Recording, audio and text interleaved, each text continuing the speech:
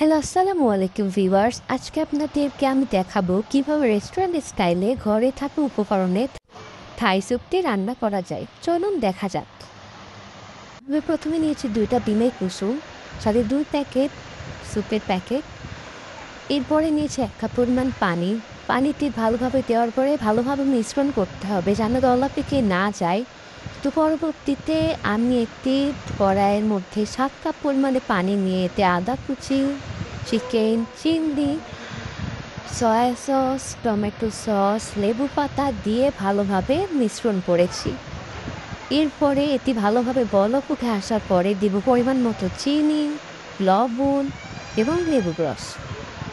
তারপরে স্যুপের যে মিশ্রণটি আগে থেকে তৈরি করে রেখেছি আমরা, সেটা আমি আস্তে করে ঢেলে দিব এবং অনবরত নাড়তে হবে। তারপর আমি অল্প একটু অরেঞ্জ কালার দিয়েছি। এরপরে চিড়ে রাখা কিছু কাঁচামরিচ দিয়ে অনবরত নাড়তে থাকতে হবে যেন নিচে না লেগে যায়। এরপর ইনস্ট্যান্ট আমাদের থাই স্যুপ রেডি।